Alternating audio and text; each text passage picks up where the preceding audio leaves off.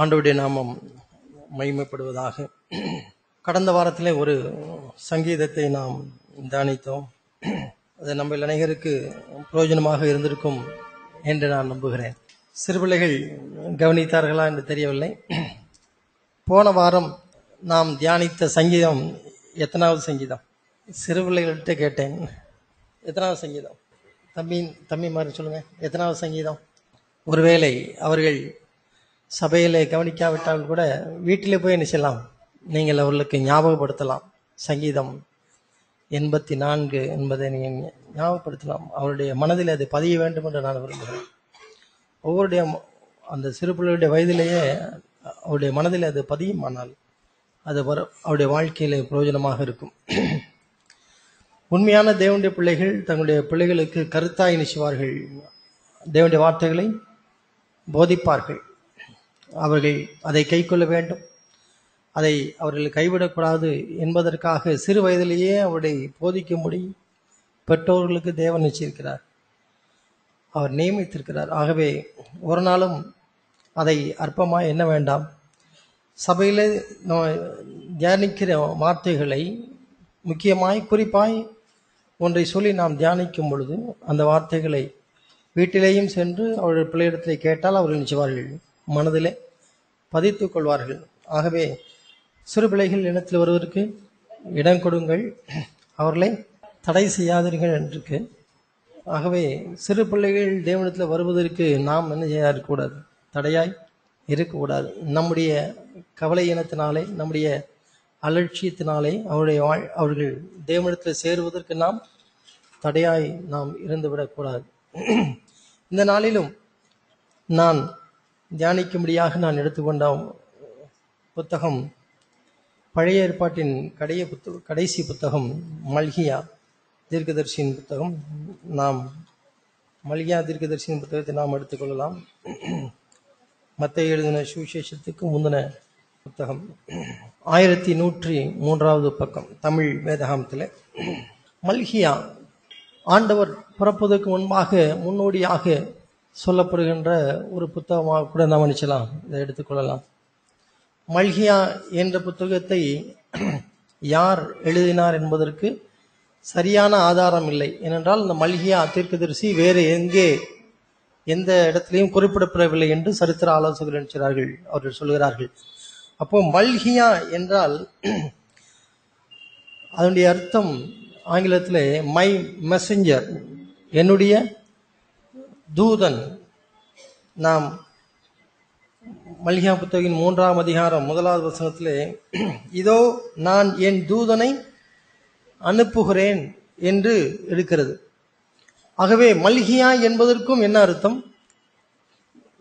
My messenger என்றுதான் அதற்கு அர்த்தம். என்னுடைய தூதனை அனுப்புகிறேன், இல்லை என்றால் என்னுடைய செய்தியை கொண்டு வருகிறேன், நான் நிச்சயிக்கிறேன், அனுப்புகிறேன். அதுதான் மல்கியா, அந்த பெயருக்கு உள்ள அர்த்தம்.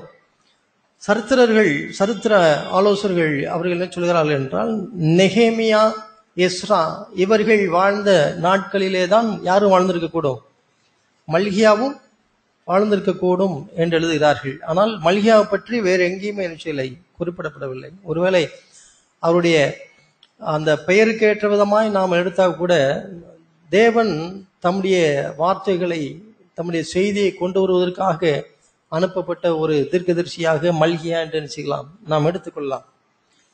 மல்கியா கிட்டத்தட்ட 430 ஆண்டுகளுக்கு முன்பாக, கிறிஸ்து பிறப்பதற்கு 430 ஆண்டுகளுக்கு முன்பாக அவர் தீர்க்க தரிசனம் சொல்லியிருக்கலாம் என்று சொல்லப்படுகிறது. எருசலேம் மக்களின், இல்லையென்றால் இஸ்ரவேல் மக்களின் நிலைமையை குறித்து அவர்களை எச்சரித்து எழுதப்பட்ட புத்தகம்தான் இந்த மல்கியா புத்தகம். இது மைனர் ப்ராஃபட்ஸ், சிறிய தீர்க்க தரிசன புத்தகங்களில் இது ஒன்றுச்சுகிறது, இது வருகிறது. இந்த மல்கியா புத்தகத்தை நாம் சரியாய் படிப்போம் என்றால், மல்கியாவில் அந்த ஆரம்ப முதல் அதிகாரத்தை பார்த்தீர்கள் என்றால் 2வது வசனத்தில் நான் உங்களை சிநேகித்தேன் என்று கர்த்தர் சொல்கிறார். இது 2வது வசனம். அதற்கு முன்னாடி முதல் வசனத்தில் மல்கியாவை கொண்டு கர்த்தர் இஸ்ரவேலுக்கு சொன்ன வார்த்தையின் பாரம். இல்லையென்றால் ஆண்டவருடைய இருதயத்தில் இருந்த பாரம் மல்கியா தீர்க்கதரிசியின் மூலமாக என்ன செய்கிறார்? அவர் பேசுகிறார் இஸ்ரவேல் ஜனங்களுக்கு. அதில் முதல்ல அவர் பேசுவதற்கு முன்பாக, ஜனங்களுக்கு ஒன்றை சொல்வதற்கு முன்பாக அவர் சொல்வது, நான் உங்களை சிநேகித்தேன் என்று கர்த்தர் செய்கிறார் சொல்கிறார். ஒன்றை, ஏதாவது ஒன்றை, தேவனுடைய சுவாத்தை பாருங்கள், ஏதாவது ஒன்றை சொல்லுவதற்கோ அவரை கண்டித்து உணர்த்துவதற்கோ இல்லை என்றால் ஒரு ஆலோசனை சொல்வதற்கு முன்பாக அவர் தன்மை பற்றி அவர் நிச்சயிறார். அவர் சொல்கிறார், நான் உங்களை சிநேகித்தேன், நான் உங்களை சிநேகித்தேன். 2வது வசனத்தின் கடைசி பாகத்தில் யாக்கோபை நான் சிநேகித்தேன். 2 பேர் பிறந்தார்கள், ஏசாவும் பிறந்தார்கள், யாக்கோபும் பிறந்தார்கள். ஆனால் யாக்கோபை நான் என்ன செய்தேன்? சிநேகித்தேன். ஒருவேளை நம்முடைய இப்போ உள்ள சூழ்நிலையை பற்றி சொல்லும் பொழுது எல்லோ ஜனங்களும் என்னாலும் படைக்கப்பட்டவர்கள் தான்.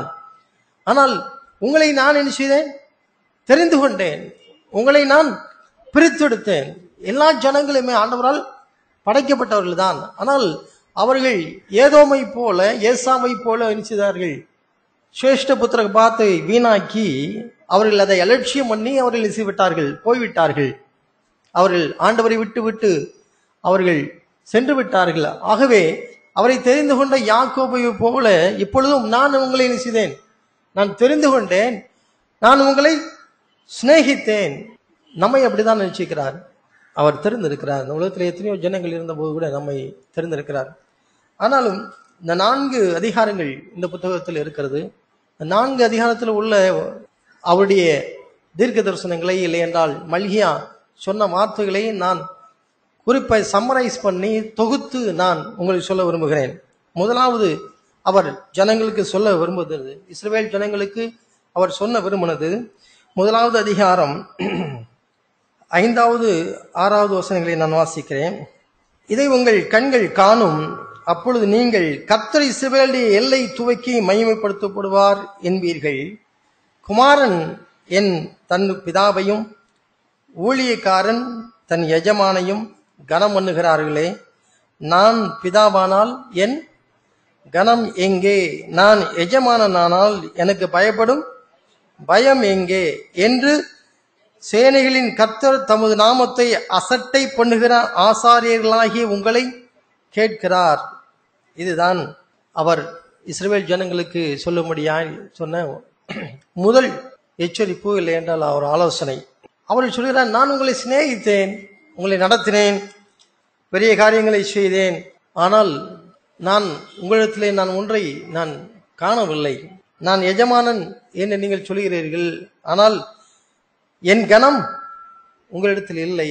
நீங்கள் என்னை கனப்படுத்துகிற கனம் இல்லை. என்னை அசட்டை பண்ணுகிறீர்கள், என்னுடைய நாமத்தை என்ன செய்கிறீர்கள்? கர்த்தர் தமது நாமத்தை அசட்டை பண்ணுகிற ஆசாரியர்களாகிய உங்களை கேட்கிறார். முதலாவது இந்த இஸ்ரவேல் ஜனங்களை குறித்து அவர் பாரப்பட்டு சொல்லுகிற ஒன்று, அவர்களை அவர் நேசித்தார், ஆனால் அவர்களோ அவரை நேசித்தார்கள், அசட்டை பண்ணினார்கள், கனவீனம் பண்ணினார்கள். அவருடைய வார்த்தைகளை முழுமையாய் என்ன செய்யவில்லை, அவர் எடுக்கவில்லை.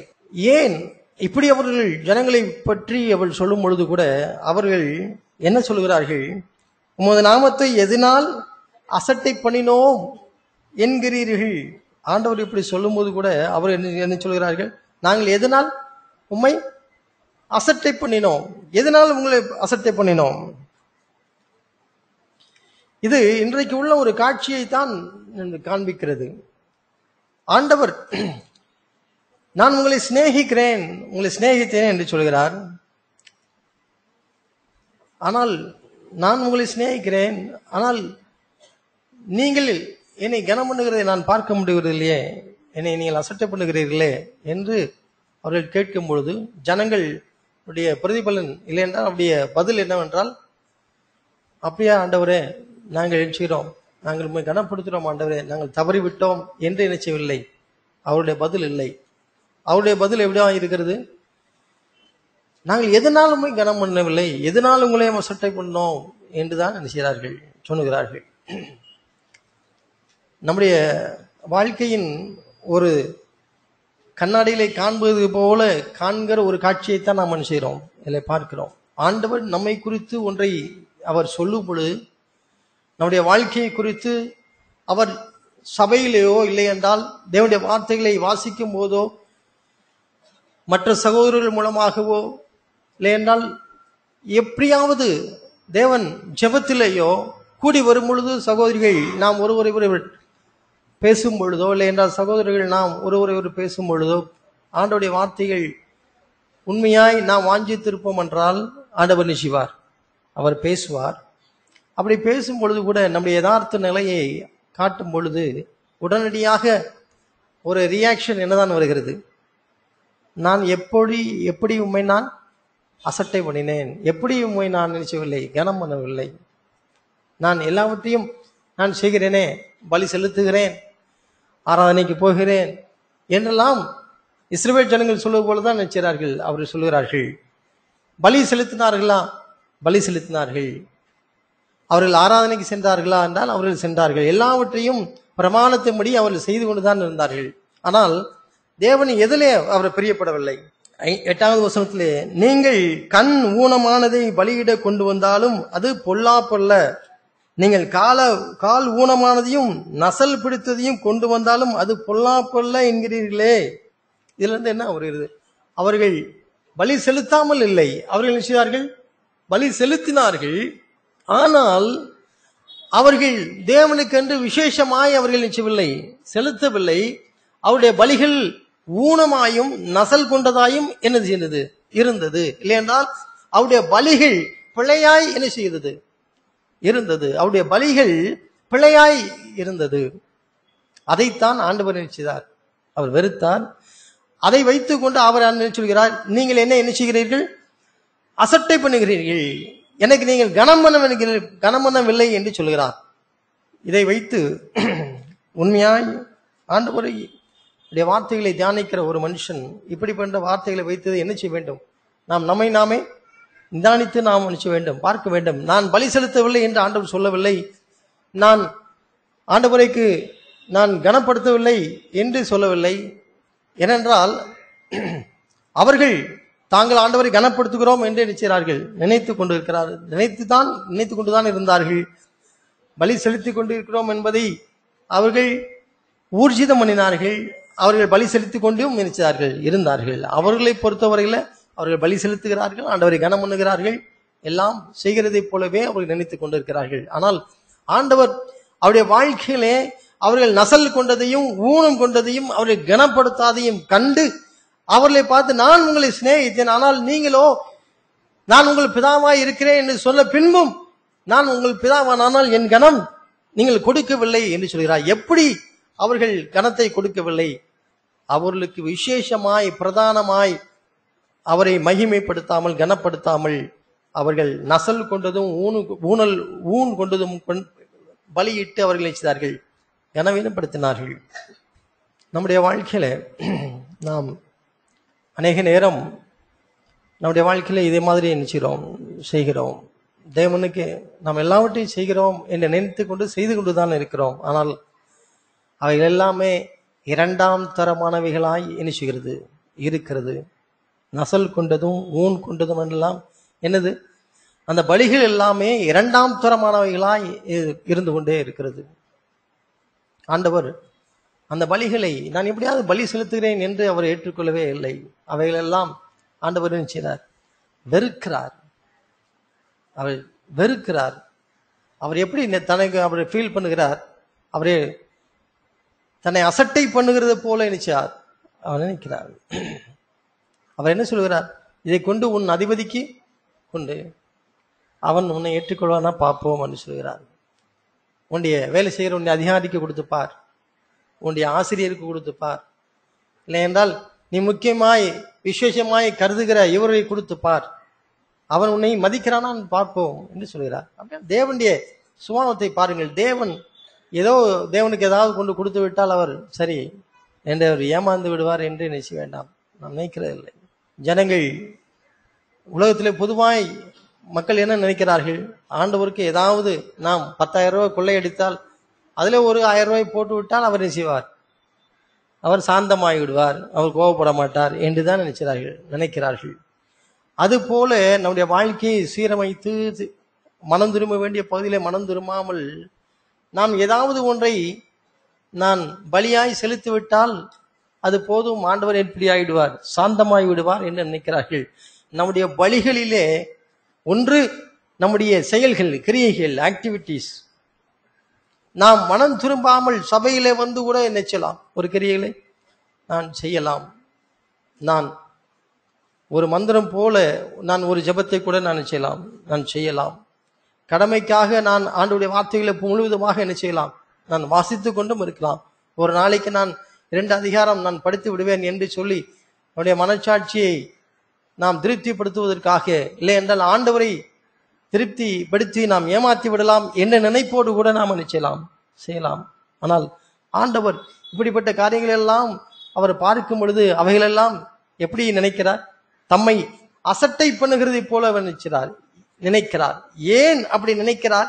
நம்முடைய பலிகள் அது முதல் தரமானவைகளாக இல்லாமல் அது நசல் கொண்டதும் ஊன் பட்டதுமாய் இருக்கிறது. அது பிழையாய் இருக்கிறது. அது 2ஆம் தரமானவைகளாக இருக்கிறது. இப்படி நீங்கள் என்றாவது யோசித்திருக்கிறீர்களா? நாம் யோசித்திருக்கிறோமா? 2ஆம் தரமானவைகளை ஆண்டவர் என்ன செய்கிறார், அவர் வெறுக்கிறார் என்பதை நாம் யோசித்திருக்கிறோமா? நான் இப்படியெல்லாம் பார்த்து விட்டு சில பேர் ஒரு சாக்கடையில அவர் கீழே காலை ஊனும் பொழுது அவர்கள் கொஞ்சம் தான் ஊனியிருக்கிறேன், கரண்ட வரை தான் அந்த சாக்கடையிலே ஊனி இருக்கிறது, நான் ஒன்றும் முழுகவில்லையே, நான் ஆழமாய் என்ற காலை வைக்கவில்லையே என்று சொல்லுகிறவருடைய நிலைமையை நான் நினைக்கிறேன், யோசித்து பார்க்கிறேன். ஒரு பாவத்தை குறித்து அவர்கள் எச்சரிக்கப்பட்ட பின்பு நான் ஒன்றும் அப்படி செய்யவில்லையே என்று சொல்லி யோசிக்கிறவர்களை குறித்து, இல்லை என்றால் அதற்கு அப்படி பதில் சொல்லுகிறவர்கள் குறித்து நான் நினைக்கிறேன். தேவன் அப்படிப்பட்டவர்களெல்லாம் பார்க்கும் பொழுது என்ன நினைப்பார்? இவர்கள் உண்மையாய் என்னை செய்யவில்லை, கனப்படுத்த விரும்பவில்லை, ஆனால் இவர்கள் ஏதாவது பலியை செலுத்த வேண்டும் என்று நினைக்கிறார்கள், செலுத்துகிறார்கள். அவர்கள் செலுத்துகிறதெல்லாம் 2ஆம் தரமானவைகளாக இருக்கிறது. ஆண்டவர் அவைகளை நினைக்கிறார், அவர் வெறுக்கிறேன் என்று சொல்லி நினைக்கிறார். அவர் ஒரு செய்தியை மல்கியா மூலமாக, ஒரு மெசஞ்சர் மூலமாக நினைக்கிறார். அவர் சொல்லுகிறார் 11ஆவது வசனத்தில் ஆண்டவர் எதிர்பார்க்கிறதை பாருங்கள். 9ஆம் வசனத்தில் நான் வாசிக்கிறேன், இப்பொழுதும் தேவனுடைய சமூகத்தை நோக்கி கெஞ்சுங்கள், அப்பொழுது நம்மேல் இறங்குவார். 11ஆவது வசனத்தில் சூரியன் உதிக்கிற திசை தொடங்கி அது அஸ்தமிக்கிற திசை வரைக்கும் என் நாமம் ஜாதிகளுக்குள்ளே மகத்துவமாயிருக்கும், எல்லா இடங்களிலும் என் நாமத்துக்கு தூபமும் சுத்தமுமான காணிக்கையும் செலுத்தப்படும், என் நாமம் ஜாதிகளுக்குள்ளே மகத்துவமாயிருக்கும் என்று சேனைகளின் கர்த்தர் சொல்லுகிறார். ஆண்டவருடைய எதிர்பார்த்தை பாருங்க. அவர் எங்கும் சுத்தமான காணிக்கை செலுத்தப்படும் என்றுதான் நினைக்கிறார், விரும்புகிறார். மற்றவைகள் எல்லாம் அவர்களுக்கு அசுத்தமான பலிகளாக தெரிகிறது. நசல் கொண்டது, ஊன் கொண்டது, 2ஆம் தரமானவன்.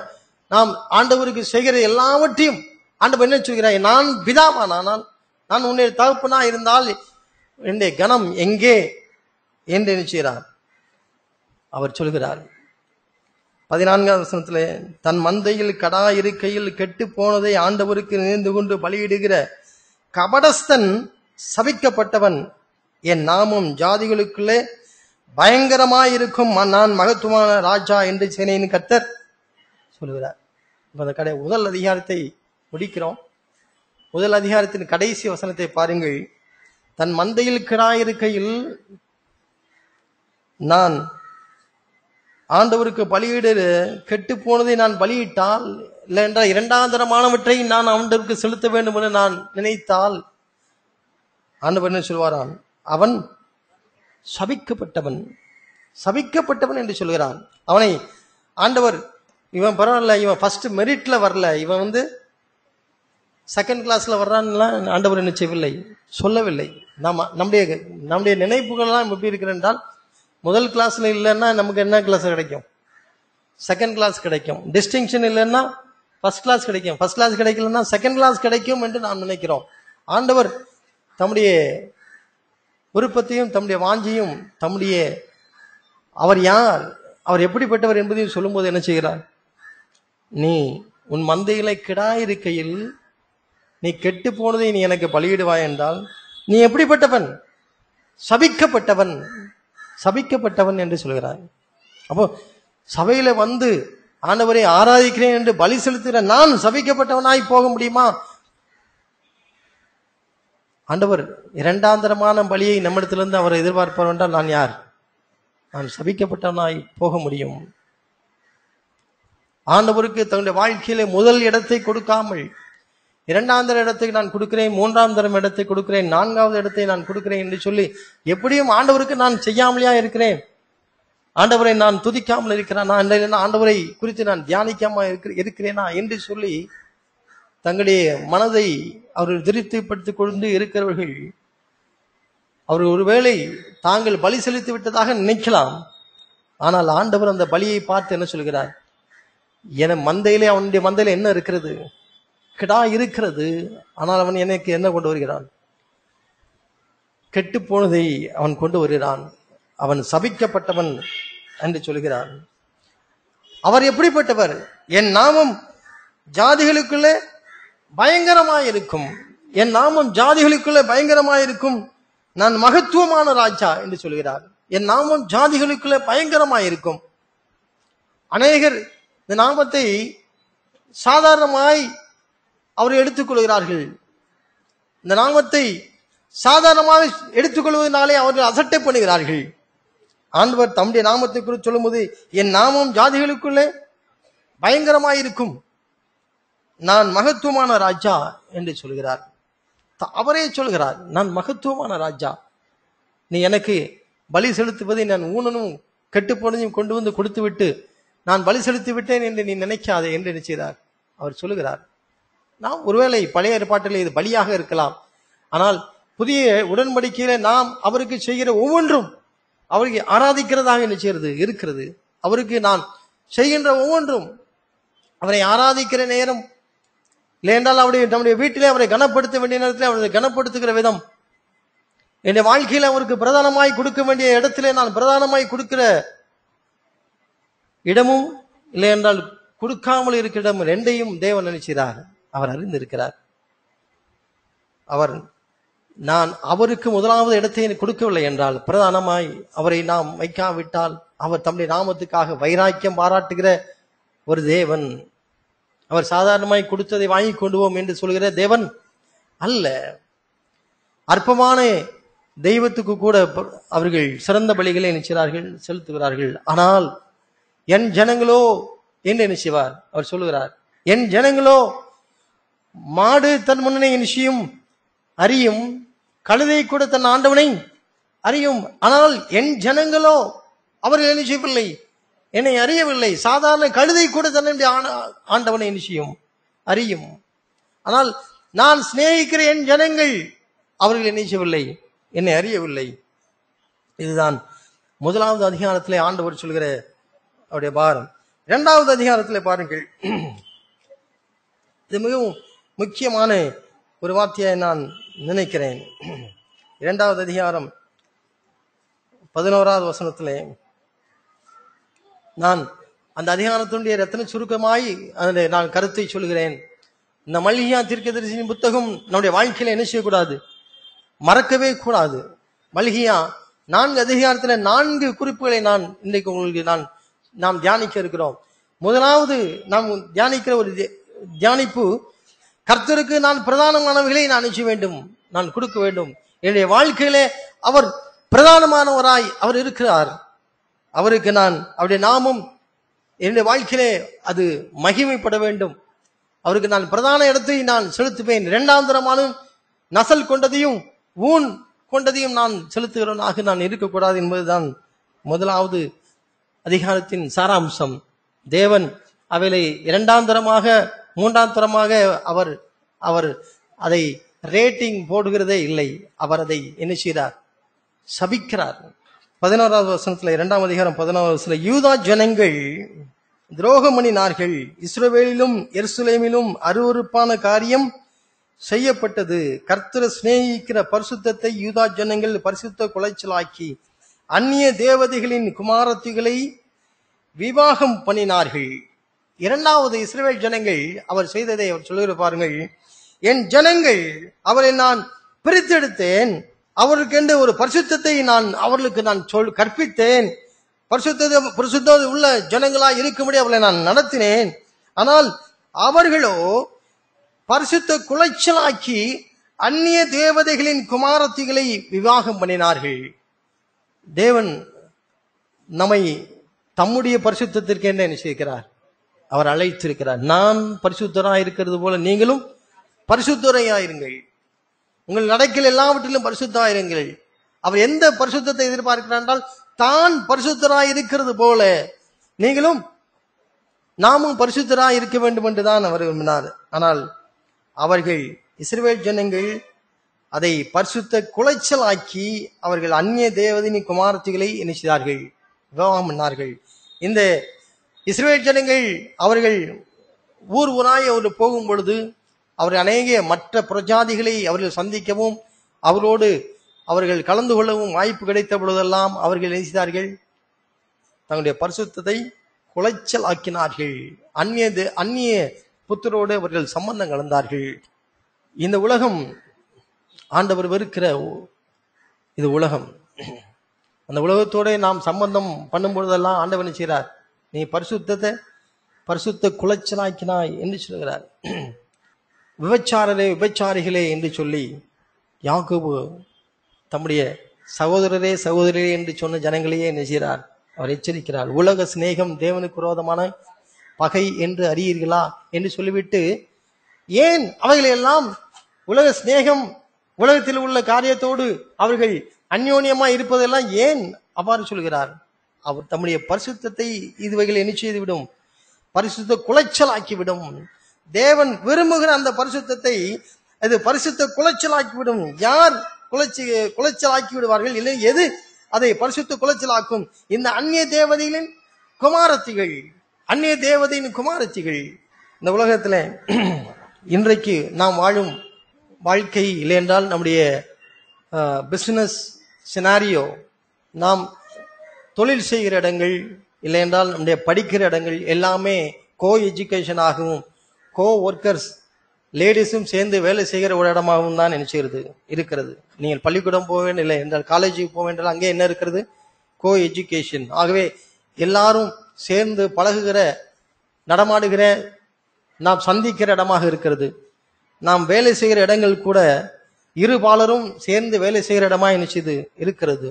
நாம் எங்கு சென்றாலும், ஒரு பஸ்ஸில் போனாலும் இருபாலரும் தான் நிச்சயம் நாம் பயணம் செய்கிறோம்.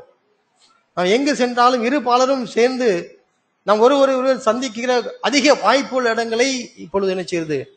நம்முடைய கரண்ட் சினாரியோ, இப்பொழுது இருக்கிற சூழ்நிலை நமக்கு என்ன செய்கிறது? கொடுக்கிறது. ஆனால் இவைகளிலே பரிசுத்த குலைச்சலாக்கி அந்நிய ஜாதியருடைய அந்நிய தேவதையின் குமாரத்திகளை இச்சிக்கிற ஜனங்கள் ஏராளமாய் என்ன செய்து கொண்டு இருக்கிறார்கள்? பெருகி கொண்டு வருகிறார்கள். தேவன் விரும்புகிற அந்த பரிசுத்த குலைச்சலாக்கி தங்களுடைய கண்களை குறித்தும் தங்களுடைய வாழ்க்கை குறித்தும் எச்சரிப்பில்லாதே ஜனங்க கூட்டமாய் இந்த உலகம் போய்கொண்டே நிச்சயது இருக்கிறது. எங்கு பார்த்தாலும், எங்கு சென்றாலும், வேலை செய்கிற இடங்கள் எல்லாம் நாம் இப்பொழுது சமீபமாய் நான் பார்க்கிற ஒரு காரியம், அநேகர் தங்களுடைய வாழ்க்கையிலே இந்த விபச்சாரத்தை அவர்கள் விழுந்து தங்களை கெடுத்துக்கொண்டே இருக்கிறார்கள். ஆனால் அதைவிட பரிதாபமாய் உள்ள என்னவென்றால், இவர் எல்லாவற்றையும் செய்து முடித்துவிட்டு எதுவுமே நடக்காதது போல ஜனங்கள் நினைக்கிறார்கள், அவர்கள் இருக்கிறார்கள். அதுதான் மிகுந்த வேதனைக்குரியது. நான் சொல்லுகிற இந்த உலகத்தின் விபச்சாரத்தை, அந்நிய குமாரத்திகளை ஏறிட்டு பார்க்கிற ஒரு சுபாவம் எங்கோ நடக்கிறது என்று இல்லை. நாம் தொழில் செய்கிற, இல்லையென்றால் வேலை செய்கிற இடங்களிலெல்லாம் நாம் கண்கூடாக நினைக்கிறோம், இதை பார்க்கிறோம். ஜனங்கள் எல்லா தவறையும் செய்துவிட்டு எதுவுமே செய்யாதது போல அவர்கள் நினைக்கிறார்கள். நம்மோடு கூட சேர்ந்து கொண்டு வேலை செய்து கொண்டே இருப்பார்கள். அஜாக்கிரதையாய் தன்னுடைய வாழ்க்கையின் பரிசுத்தத்துல 2ஆம் தரமானவும் 3ஆம் தரமாகவும் தேவனுக்கு ஏற்ற பரிசுத்தத்தை நினைக்கிறவர்கள் எல்லாம் இந்த சாக்கடையில விழுந்து மூழ்கி கொண்டு நினைக்கிறார்கள். அவர்கள் இருக்கிறார்கள். அநேகர் அதை மூழ்கி கொண்டு இருக்கிறார்கள். ஆனால் எதுவுமே நடக்கவில்லை என்பது போலத்தான் நினைக்கிறார்கள். அவர்கள் நடந்து கொண்டு இருக்கிறார்கள். நான் அதைத்தான் ஆகவே தான் சபையிலே நான் நினைக்கிறேன், இதை எச்சரிக்கிறேன்.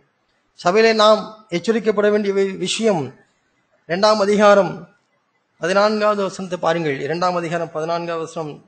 கர்த்தர் உனக்கும் உன் இள வயதின் மனைவிக்கும் சாட்சியாயிருக்கிறார். உன் தோழியும் உன் உடன்படிக்கையின் மனைவியுமாய் அவளுக்கு நீ துரோகம் பண்ணினாயே. உன் தோழியும் உன் உடன்படிக்கையின் மனைவியுமாகி அவளுக்கு நீ துரோகம் பண்ணினாயே. நான் சொல்லுகிற இந்த உபச்சாரம் எல்லாம் ஏதோ திருமணம் ஆகாதவர்கள், வாலிப பிள்ளைகள் ஏதோ அவர்கள் பார்க்கிறார்கள், சிரிக்கிறார்கள், ஏதோ காதல் என்று சொல்கிறார்கள் என்றெல்லாம் நான் பேசவில்லை. நான் சொல்லுகிறது திருமணம் முடிந்து குடும்பஸ்தர்களாய் இருக்கிறவர்கள் கூட தாங்கள் வேலை செய்கிற இடங்களிலே அவர்கள் கவனஈனமாய் இருப்பார்கள் என்றால் அவர்கள் இந்த சாக்கடையிலே அவர்கள் என்ன செய்வார்கள்? விழுவார்கள். அவர்கள் தங்களுடைய இள வயதின் மனைவிக்கு விரோதமாய் என்ன செய்வார்கள்? துரோகம் பண்ணுகிறார்கள். நான் சொல்லுகிறேன், துரோகம் பண்ணுகிறார்கள். அநேக இடங்களிலே இன்றைக்கு சபைகள் மிகுந்த ஒரு வாய்ப்பாக அவருக்கு என்ன செய்கிறது? அமைகிறது. சரியாய் மனம் திரும்பாதே புறஜாதி மார்க்கத்தினின்று சபைக்கு வருகிற கூட முழுமையாய் தாங்கள் ரட்சிக்கப்பட்டு மனம் திரும்பாதவர்கள் எல்லாரும் சபைக்குள் சேரும் பொழுது, இல்லையென்றால் சபையிலே ஏற்கனவே தாங்கள் கிறிஸ்தவர்கள், தாங்கள் மறுபடியும் பிறந்தவர்கள், தாங்கள் ஒழுக்கமாய் வளர்க்கப்பட்டவர்கள் என்றெல்லாம் நினைத்து கொண்டு சபையில் இருக்கிறவர்கள் கூட தேவனுக்கு தங்களுடைய வாழ்க்கையிலே முதல் தரமான விலை கொடுக்காமல் 2ஆம் தரமாகவும் 3ஆம் தரமாகவும் நசல் கொண்டதையும் ஊனையும் அவர்கள் செலுத்திக் கொண்டே காலங்களிலே என்ன நடக்கிறது? தங்களுடைய இள வயதின் மனைவிக்கு அவர்கள் நினைக்கிறார்கள், அவர்கள் துரோகம் பண்ணிக்கொண்டே வாழ்ந்து கொண்டு இருக்கிறார்கள். இன்றைக்கு நான் உங்களுக்கு எச்சரிப்பாய் நான் சொல்லுகிறேன். நான் இதை சொல்வதிலே நான் வருத்தப்படவே இல்லை. அநேக சபைகள் விபச்சார கூடங்களாய் மாறிக்கொண்டு நினைச்சுகிறது வருகிறது. அநேக பிரசங்கிகள் விபச்சாரர்களாக இருக்கிறார்கள். அநேக எசபேல்கள் சபையிலே பாடல் ஆராதனையை நடத்தி கொண்டு இருக்கிறது. நான் உங்களுக்கு சொல்லுகிறேன், அநேக சபைகளிலே எசபேல்கள் பாடல் ஆராதனை கொண்டு இருக்கிறது, நடத்தி கொண்டிருக்கிறது. எங்கேயோ யாரோ அங்கே சபைக்கு வருகிற ஒருவர் அங்கே அவர் விபச்சாரக்காரராக வந்து இருக்கிறார் என்று நான் சொல்லவில்லை. சபையிலே பாஸ்டர்கள் இல்லையென்றால் அவருடைய துணைவியார் இவரில் முதற்கொண்டு இன்றைக்கு விபச்சார கண்கள் உள்ளவர்களாகவும் விபச்சாரக்காரர்களாகவும் இருந்து கொண்டு நீதிமொழிகளில் சொல்லப்பட்ட போல எல்லாவற்றையும் செய்துவிட்டு அவருடைய வாயை துடைத்து ஒன்றுமே செய்யாதது போல இன்றைக்கு நினைச்சார்கள் இருக்கிறார்கள். தேவன் அதைத்தான் நினைச்சார், எச்சரிக்கிறார். நாம் வேலை செய்கின்ற இடங்களிலே, நாம் படிக்கின்ற இடங்களிலே உண்மையாய் தேவனை பற்றி அந்த அறிவும் இல்லையென்றால் தேவனை பற்றிய பக்தியும் இல்லாதவர்களாய் நாம் இருப்போம் என்றால் ஏற்கனவே நாம் விழுந்திருக்கிறோம் என்று நான் உங்களை எச்சரிக்கிறேன். நாம் கவனஈனமாய் இருந்தோம் என்றால் நம்முடைய பேச்சுகள் சுத்தமாயிராது, நம்முடைய கண்கள் சுத்தமாயிராது. இவைகளெல்லாம் நீங்கள் விழிப்பாய் உள்ளவர்களாய் இராமல் எதுவே நடக்கவில்லை என்று நீங்கள் நினைத்துக் கொண்டிருப்பீர்கள் என்றால் நான் உங்களுக்கு சொல்லுகிறேன், நம்முடைய வாழ்க்கையை நாம் திரும்பி என்ன செய்ய வேண்டும்? நாம் சரிபார்க்க வேண்டும். இவைகளெல்லாம் என் வாழ்க்கையில நடக்கிறதா? நான் நடக்கக்கூடிய அபாயத்தில் இருக்கிறேனா இல்லையா என்பதை நீங்கள் விழிப்புள்ளவர்களாய் அதை குறித்து எச்சரிக்கையுள்ளவர்களாய் இல்லாவிட்டால் நீங்கள் விழுவதற்கு ரொம்ப தூரத்தில் இல்லை. நீங்கள் விழுவதற்கு நீங்கள் வெகு அருகாமையில் இருக்கிறீர்கள். யாரும் இது விழுவதற்கு அல்ல. உங்களுக்கு முன்பாக இருக்கிற நான் இது விதிவிலக்கு அல்ல. நான் தேவனுக்கு பயந்து நான் இல்லாவிட்டால் நான் விழுவதற்கு நான் நினைக்கிறேன், நான் இருக்கிறேன். ஏனென்றால் நாம் பணி செய்கிற இடங்கள் அப்படி இருக்கிறது, நாம் படிக்கின்ற இடங்கள் அப்படி இருக்கிறது. ஜனங்களுடைய மனப்போக்கு எப்படி இருக்கிறது என்றால் இந்த உலகத்திலே எதை வேணாலும் செய்யலாம், எதிலுமே தப்பு இல்லை என்றுதான் அவர்கள் நினைக்கிறார்கள்.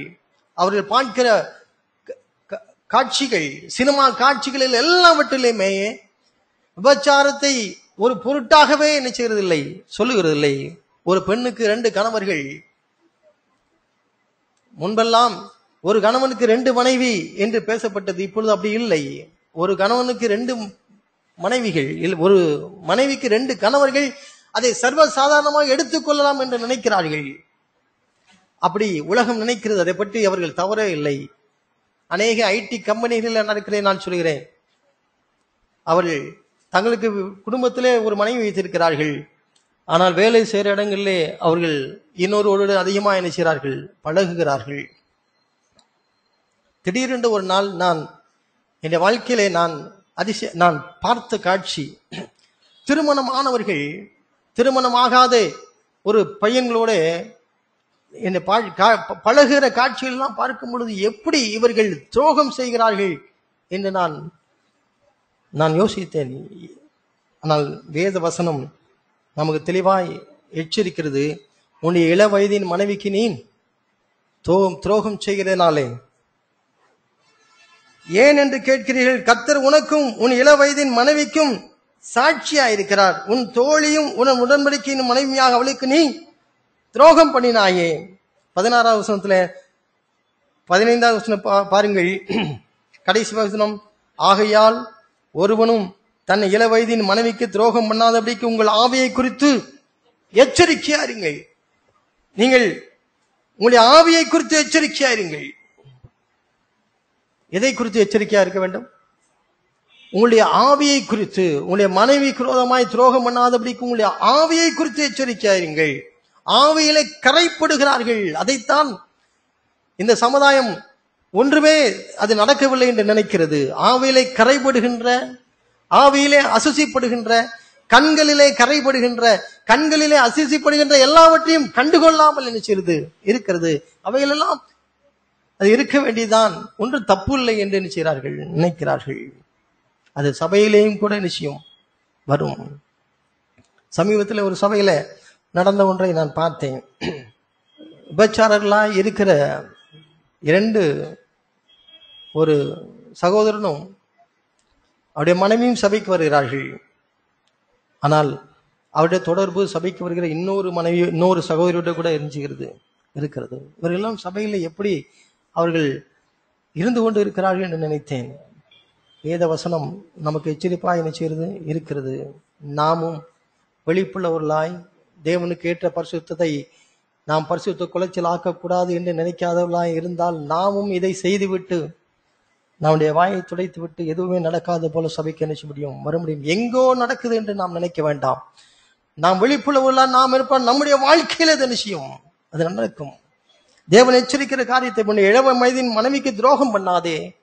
உன்னுடைய ஆவியை குறித்து எச்சரிக்கையாயிரு. நீ ஒரு போன்ல பேசும் பொழுது கூட, அலுவலகத்தில் ஒன்று பேசும் பொழுது கூட, அந்த பேச்சிலே 2 வார்த்தைகள் எக்ஸ்ட்ரா வரும் பொழுதுதான் ஆண்டவர் நம்மளோடு நினைச்ச வேண்டும், எச்சரிக்க வேண்டும். எதற்காக இதை பேசினாய், எதற்காக இதை செய்தாய்? இல்லை என்றால் தனியாய் சம்பாஷிக்க வேண்டும் என்ற ஆசை எதனால் வருகிறது? ஒரு வேலை பார்க்கிற இடத்துல ஒரு சகோதரி வேலை பார்க்கிறார்கள். நீங்கள் கரைபடக்கூடாதவர்களாய் நாம் இருப்போம் என்றால் அவர்களோடு சம்பாஷிக்கும் பொழுது தனிமையாய் நம்ம சம்பாஷிக்க நினைச்ச மாட்டோம், நாம் விட மாட்டோம். ஏனென்றால் தனிமையாய் சம்பாஷித்தால் என்ன ஆவியிலே கரைப்படுகிறது.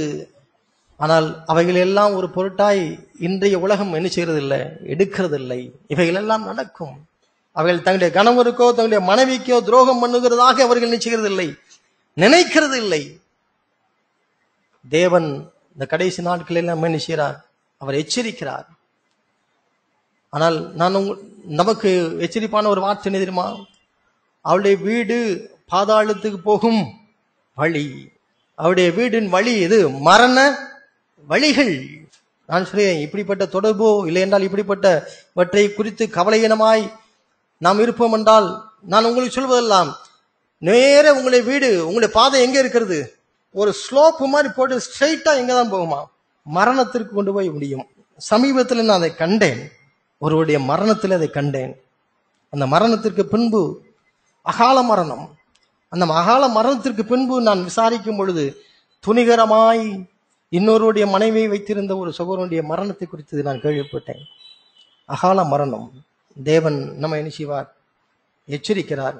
நாம் எச்சரிப்புள்ளவர்களாக இருந்தால் நம்முடைய வீடு, நம்முடைய பாதை நேர எங்க கொண்டு போய் முடியும்?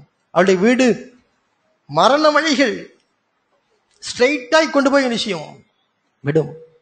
ஆனால் சபையிலே இன்றைக்கு அநேக சபைகளிலே ஜனங்கள் அதை குறித்து கவலையினமாயும் அதை சபையில வருகிற விசுவாசிகள் கூட கவலையினமாயை பற்றி பெருசாக என்ன செய்வதில்லை, எடுக்கிறதில்லை. ஆனால் இன்றைக்கு தேவன் நமக்கு சொல்கிற கடைசி தீர்க்கதரிசியாய் மல்கியா சொல்கிற வார்த்தைகளை நீங்கள் கேட்டுங்கள். உங்களுடைய ஆவியை குறித்து எச்சரிக்கையா இருங்கள். நம்முடைய ஆவி கரைவிடுகிறதை நாம் பார்க்க வேண்டும். நாம் வேலை செய்கிற இடங்களில் நாம் பயணிக்கும் பொழுது, இல்லையென்றால் நம்முடைய உறவினரோடு நாம் பேசும் பொழுது, பிறர் பாலோடு பேசும் போதெல்லாம், வாலிப பிள்ளைகள் தங்களுடைய கல்லூரியிலே பேசும் பொழுது, ஒரு தனிப்பட்ட ஒரு மாணவனோடு ஒரு தனிப்பட்ட ஒரு மாணவியோடு பேசும் பொழுது, ஒன்றுமில்லை, இதெல்லாம் பாய் ஃப்ரெண்ட்ஸ் கேர்ள் ஃப்ரெண்ட்ஸ் என்று சொல்லிக்கொண்டு உங்களுடைய ஆவியிலே கரைபடுகிறதை பார்க்க முடியாத கண்களாய் இருக்கும் பொழுது நான் உங்களை எச்சரிக்கிறேன். ரோமர் எழுதின நிருபம் 2வது அதிகாரத்தை எடுப்போம். 1வது அதிகாரம் 28வது வசனம். ரோமருக்கு எழுதின நிருபம் 1வது அதிகாரம் 28வது வசனம். தேவனை அறியும் அறிவை பற்றி கொண்டிருக்க அவர்களுக்கு மனது இல்லாது இருந்தபடியால் தகாதவைகளை செய்யும்படி தேவன் அவர்களை கேடான சிந்தனைக்கு ஒப்பு கொடுத்தார். தேவனே அவர்களை என்ன செய்தார்? கேடான சிந்தனைக்கு ஒப்பு கொடுத்தார். அப்படி கேடான சிந்தனைக்கு ஒப்பு கொடுக்கும் பொழுது அவர்கள் தாங்கள் அப்படி ஒரு பெரிய சிந்தனை இருப்பதை கூட என்ன செய்யவில்லை, உணரவில்லை. நீங்கள் இந்த வசனத்துக்கு முன்பாக நீங்கள் வாசித்து பார்ப்பீர்கள் என்றால் 21வது வசனத்திலிருந்து அந்த 28வது வசனம் வரைக்கும் இச்சைகளை குறித்து ஆண்டவர் நினைச்சார். அந்த வசனம் முழுவதும் அவர் போட்டிருக்கிறார். எல்லாம் தேவன் நியமித்த நியமங்களுக்கு விரோதமாய் செய்கின்ற எல்லாவற்றையும் பட்டியலிட்டு அவர் சொல்கிறார். ஏன் இவைகள் எல்லாம் நடக்கிறது? ஏன் இந்த அவலட்சணங்கள் எல்லாம் நடக்கிறது?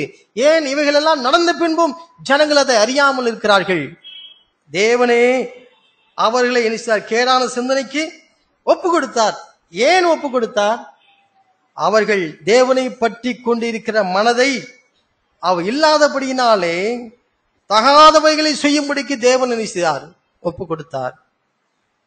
சகோதரிகளே, உங்களுடைய கணவருக்கு துரோகம் செய்யும்படி ஆவியிலே கரைபடுகிற ஒன்றை நீங்கள் கண்டுபிடிக்க முடியவில்லை என்றால் தேவனே உங்களை தகாதவைகளை செய்யும்படிக்கு என்ன செய்து விட்டார்?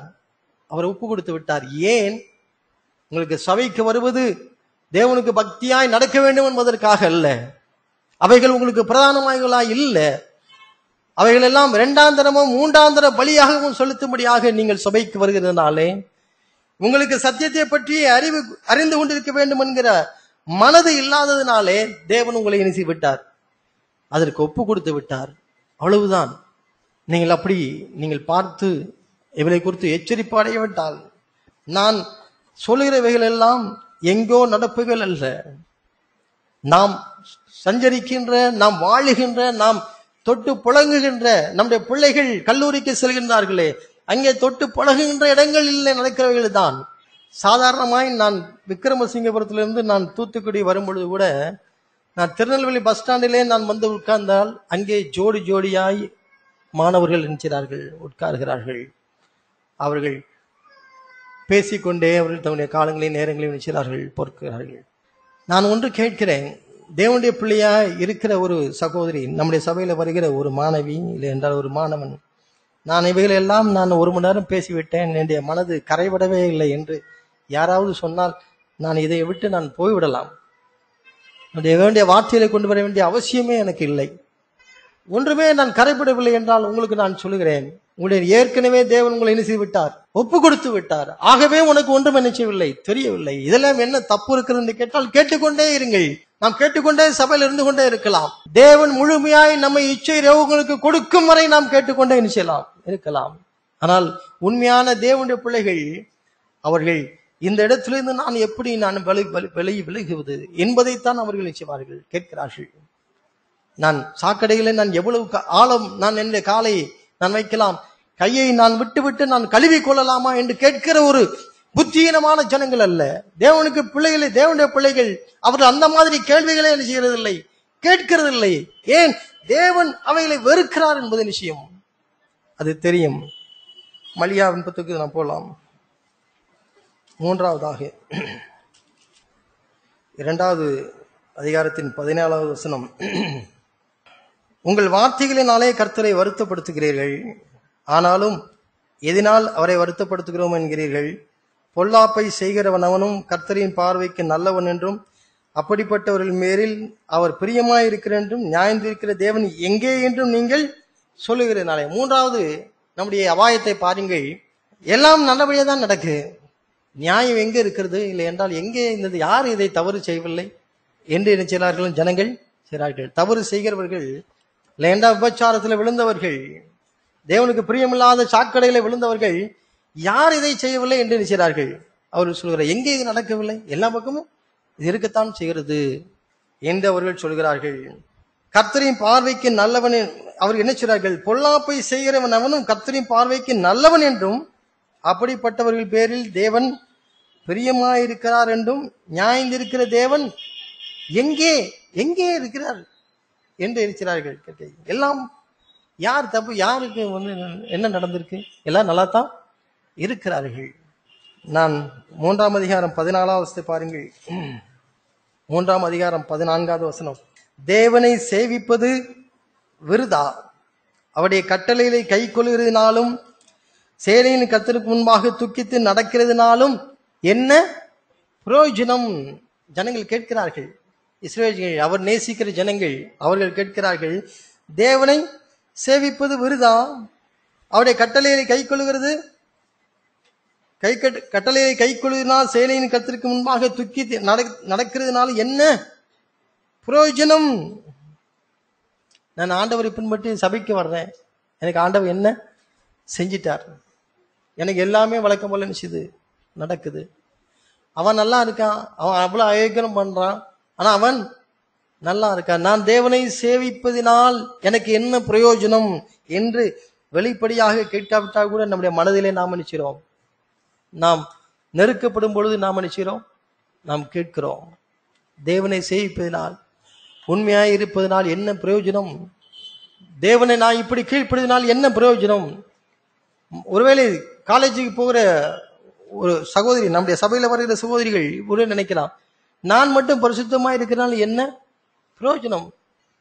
நான் ஏன் இப்படி இருக்க வேண்டும்? நானும் மற்றவர்களை போல் இருந்தால் என்ன? நான் ஏன் இப்படி இருக்க வேண்டும்? ஏன் கூட இருக்கிற நம்முடைய சபையை சார்ந்த இன்னொரு மாணவி, அவள் இதையெல்லாம் செய்கிறாள், அவள் நல்லா தான் இருக்கிறாள், அவளுக்கு என்ன நடந்தது? ஒன்றும் நடக்கவில்லை. என்னோடு கூட இருக்கிற சபையில் இருக்கிற உட்கார்ந்தவன் என்னுடைய காலேஜில் வந்து இதையெல்லாம் செய்கிறான், அவன் நன்னாய்த்தான் இருக்கிறானே, அவனுக்கு என்ன நடந்தது? நான் மட்டும் கீழ்ப்படிவதனால் என்ன பிரயோஜனம்? தேவனை சேவிப்பது விருதா என்று நம்முடைய மனதிலே நாம் நினைக்கிறோம், நாம் சொல்கிறோம். ஆண்டவர் சொல்றார் 16ஆம் வசனம். அப்பொழுது கர்த்தருக்கு பயந்தவர்கள் ஒருவருக்கு ஒருவர் பேசிக்கொள்வார்கள், கர்த்தர் கவனித்து கேட்பார். கர்த்தருக்கு பயந்தவர்களுக்காகவும் அவருடைய நாமத்தை தியானிக்கிறவர்களுக்காகவும் ஞாபக புஸ்தகம் ஒன்று அவருக்கு முன்பாக எழுதப்பட்டிருக்கிறது. 18ஆம் வசனத்துல, அப்பொழுது நீங்கள் நீதிமானுக்கும் துன்மார்க்கனுக்கும் தேவனுக்கு ஊழியம் செய்கிறவனுக்கும் அவருக்கு ஊழியம் செய்யாதவனுக்கும் இருக்கிற வித்தியாசத்தை திரும்பவும் காண்பீர்கள். யாருக்கு காண்பீர்கள்? தேவனை தேடுகிற ஒரு மனுஷனுக்கும் தேவனை தேடாத ஒரு மனுஷனுக்கும் உள்ள வித்தியாசத்தை தேவன் நியாயம் தீர்க்கும் நாளிலே நீங்கள் நினைச்சுவீர்கள், காண்பீர்கள். அந்த நாள் நீங்கள் சந்திக்க முடியாத நாளாயிருக்கும். அந்த நாள் நீங்கள் சகிக்க முடியாத ஒரு நாளாயிருக்கும். அந்த நாள் வருகிறது. ஆண்டவர் நம்மளை நியாயம் தீர்க்கிற ஒரு நாள் வருகிறது. அந்த நாளிலே அவரை நாம் சந்திக்க முடியுமோ? நாம் இப்படி தேவனுக்கு பிரியமாய் நடப்பதனால என்ன பிரயோஜனம் என்று நமக்குள்ளே ஒரு கேட்கிற ஒரு சுபாவம், அப்படி கேட்கு அந்த கேள்விகள் எல்லாம் எழும்பும் பொழுதே நாம் ஆண்டவரை பின்பற்றுவதும் இந்த சபையில போய் உண்மையா இருக்க வேண்டும் என்று இதெல்லாம் கேட்டு நடப்பதும் எல்லாம் தேவையில்லை, அதெல்லாம் விருதா. அவரெல்லாம் நன்னா இருக்கிறார்கள். டிஜிஎஸ் தினகரனுடைய பிள்ளைகளை பாருங்கள், அவர்களே இப்படி இருக்கிறார்கள், நாமெல்லாம் இப்படி இருந்தா என்ன என்று சொல்லி யாரையோ ஒருத்தரை ஒப்பிட்டு கொண்டு இருக்கிறார்கள். நமக்கு நாம் உண்மையா இருக்கிறோமா இல்லையா என்பது யாரு, நாம் எதை கொண்டு அளந்து பார்க்க வேண்டும்? தங்களை கொண்டு தங்களை அளந்து கொள்கிற காரியம் அல்ல. நம்மை வேத வசனத்தை வைத்து நாம் நினைக்கிறோம். அளந்து பார்க்கிறோம். நம்மை இன்னொருவருடைய அளவை குறித்து அல்ல, அவர்களை நியாயம் தீர்ப்பது குறித்தும் அல்ல. நான் உங்களுக்கு ஒன்றை சொல்கிறேன். ஒவ்வொரு இடத்திற்கும் ஒரு கலாச்சாரம் இருக்கிறது. ஒரு கிராமத்திலே இருக்கிற நம்முடைய சபையிலே அவர்கள் இந்த மாதிரி சேலை உடுத்த வேண்டும் என்று நினைச்சார்கள், அவர்கள் இருப்பார்கள். அந்த கிராமத்தில் இருக்கிற சகோதரிகள் அவர்களுக்கென்று ஒரு ஒழுக்கேற்றதை நினைச்சார்கள் வைத்திருப்பார்கள். அதுதான் அவருடைய ஸ்கேல். அங்கே இருக்கிறவர்கள் அதைத்தான் இருக்க வேண்டும். இப்பொழுது சிங்கப்பூர்ல இருக்கிற நம்முடைய சபையை சார்ந்த இன்னொரு சகோதரி அவர்கள் ஸ்கேர்ட்டும் பிளவுஸும் போட்டும் வருகிற மிடி போட்டு வருகிற அவர்களுடைய கலாச்சாரத்தின்படி வந்தால் அவர்கள் நன்னிடத்துக்கு போனால் என்னதான் இருக்கும்? அவர்களுக்கு அது அசுத்தமாய்தான் தெரியும். ஆனால் சிங்கப்பூர்ல இருக்கிறவர்களுக்கு அங்கே இருக்கும் பொழுது அவர்களுக்கு என்ன செய்யும்? எது நல்லது எது கெட்டது என்று அவர்களுக்கு நிச்சயம் தெரியத்தான் செய்யும். ஏன்? நம்முடைய மனச்சாட்சியே நம்மை பொறுத்து எது தகுந்தது எது தகாதது என்ன நினைச்சுகிறது, தீர்மானிக்கிறது. முடியை நீளமாய் வளர்ப்பது பெண்களுக்கு தகுதியானது என்றும் அதை விட்டு தகுதி இல்லாத என்றும் சுவாபமே உங்களுக்கு போதிக்கிறது இல்லையா என்று வசனம் நினைச்சுகிறது சொல்கிறது. ஆகவே நம்முடைய சுபாவமே எது சரி எது சரியில்லை என்று நாம் எங்கே வாழ்கிறோமோ அதற்கேற்றா போல் நமக்கு என்ன செய்கிறது சொல்லுகிறது. ஒரு ஆப்பிரிக்காவில் இருக்கிற ஒரு சகோதரி இங்க வந்தவன் அவர்களை பார்த்து இவர்கள் அசுத்தம் என்று நாம் நினைச்ச வேண்டாம், தீர்மானித்து அவர்களை லேபிள் ஒட்ட வேண்டாம். அவர்கள் நம்மை காட்டிலும் எத்தனையோ மடங்கு நினைச்சுவார்கள்.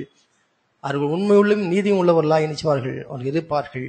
ஆனால் நிதானித்து தேவனுக்கு முன்பாக தங்களை நிதானித்து வாழாதவர்கள் அவர்கள் துணிகரமாய் அவர்கள் பாவம் செய்கிறவர்களாக நினைச்சுவார்கள், இருப்பார்கள். நான்காவது நான் சொல்லி முடிக்க விரும்புகிறேன்.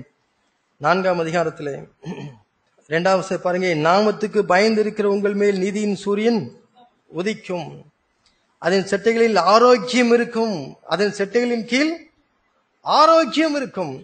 நீங்கள் வெளியே புறப்பட்டு போய் கொளுத்த கண்டுகளைப் போல நினைச்சுவீர்கள் வளருவீர்கள் என்றெல்லாம் சொல்லிவிட்டு கடைசியில 5வது பாருங்க. நான் இதோ கர்த்தருடைய பெரிதும் பயங்கரமான நாள் வருகிறதற்கு முன்னே நான் உங்களுக்கு எலியா தீர்க்கதரிசியை எண்ணுகிறேன் அனுப்புகிறேன். நான் வந்து பூமியை சங்காரத்தால் அடிக்காதபடிக்கு அவன் பிதாக்களுடைய இருதயத்தை பிள்ளைகள் எடுத்திருக்கும், பிள்ளைகளுடைய இருதயத்தை அவர்கள் பிதாக்கள் எடுத்துக்கும் நினைச்சுவான், திருப்புவான். தீர்க்கதரிசி ஆண்டவர் வருவதற்கு முன்பாக முன்னே சென்று ஆயத்தம் பண்ணுகின்ற ஒரு பாருங்கள். நான் ஒரு தீர்க்கதரிசியை நான் நினைக்கிறேன், நான் அனுப்புவேன். அவன் வந்து என்ன செய்வான்? பிதாக்களுடைய இருதயத்தை பிள்ளைகள் எடுத்திருக்கும், பிள்ளைகளுடைய இருதயத்தை பிதாக்கள் எடுத்துக்கும் என்ன செய்வான்? திருப்புவான். கடைசி நாட்களில் என்ன தெரியுமா நடக்கிறது? அந்த பிதாக்களுடைய இருதயமும் பிள்ளைகளுடைய இருதயமும் ஒன்றாய் என்ன செய்கிறதே இல்லை, ஒன்றாய் இருப்பதே இல்லை. அவர்களுக்குள்ள ஒரு இணக்கமான ஆவியே இல்லை. அநேக குடும்பங்களிலே பெற்றோர்கள் பிள்ளைகளுடைய இருதயமும் ஒன்றாய் என்ன செய்கிறது இல்லை, இருக்கிறது இல்லை. இதையெல்லாம் தற்செயலாய் நடக்கிறது என்று நான் நினைக்க வேண்டாம். தற்செயலாய் நடக்கிறது இல்லை. ஒரு தீர்க்கதரிசியை அனுப்பி தேவன் எச்சரிக்கின்ற ஒன்று. அவன் என்ன எச்சரிப்பான்? ஒரு தீர்க்கதரிசி எங்கே பிதாக்களுடைய இருதயமும் பிள்ளையுடைய இருதயமும் பிரிந்து முரட்டாட்டமா இருக்கிறதோ அங்கே அந்த தீர்க்கதரிசி போய் எச்சரித்து 2 பேரையும் என்ன செய்வான்? ஒன்று சேர்ப்பான். இப்ப சொல்லுங்க, நம்முடைய பிள்ளைகள் நமக்கு கீழ்ப்படியாமல் நம்மோடு இணங்கி வாழாமல் இருக்கிறது என்றால் ஏதோ தற்செயலாய் நடக்கிறது என்று நாம் நினைக்க வேண்டுமா? இல்ல. ஒரு தீர்க்கதரிசி கொண்டு அதை திருத்த வேண்டும் என்று நினைச்சார். ஆண்டவர் சொல்கிறார், பிதாக்களுடைய இருதயமும் பிள்ளைகளுடைய இருதயமும் 2ம் எங்கே வர வேண்டும்? ஒன்றாய் வர வேண்டும். எதற்கு? தேவனுக்கு பயப்படுகிற பயத்துல, தேவனை கனப்படுத்துவதில் அவர்கள் ஒன்றாய் வர வேண்டும். ஏன் பிள்ளைகளுடைய இருதயமும் பிதாக்களுடைய இருதயமும் ஒன்றாய் இல்லாமல், கீழ்ப்படிய மனதில்லாமல் தான் எடுத்த தீர்மானத்தின்படியே வாழ வேண்டும் என்று நினைக்கிறார்கள்? தேவனை ஜனங்கள் புறக்கணித்ததினாலே வருகிற காட்சிகள் எல்லாம் இவைகள். ஆனால் ஒரு நாள் வருகிறது, ஆண்டவர் எச்சரிக்கிறார்.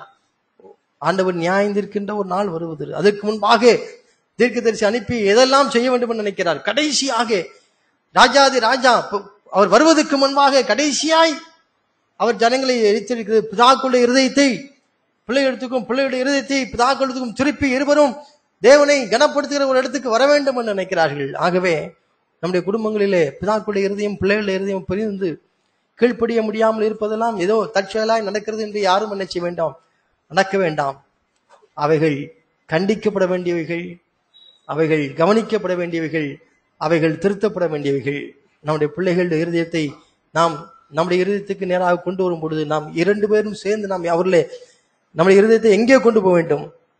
பிதாவை கனப்படுத்துகிற இருதயத்துக்கு நாம் கொண்டு போக வேண்டும். முரட்டாட்டமும் கீழ்ப்படியாமையும் உள்ள ஆவிகள் எல்லாம் நம்முடைய குடும்பங்களே அதை தலைவிரித்து ஆடுவதற்கு நாம் இடம் கொடுப்போம் என்றால் தேவனுடைய சாபம் நம்மிடத்தில் நினைச்சிருது இருக்கிறது. தேவனுக்கு பிரியமற்ற தன்மை இருக்கிறது என்றுதான் நாம் நினைக்க வேண்டும். நாம் அப்படி பயமுள்ளவர்களாக இருப்போம் என்றால் தேவன் இந்த மல்கியா தீர்க்கதரிசி மூலமாக சொல்லப்பட்ட 4 காரியங்களில் இருந்து நம்மை நிச்சயவார், நம்மை விடுவிப்பார். நம்முடைய ஆவியை குறித்து நாம் எச்சரிப்பாக இருப்போமாக. ஆமென்.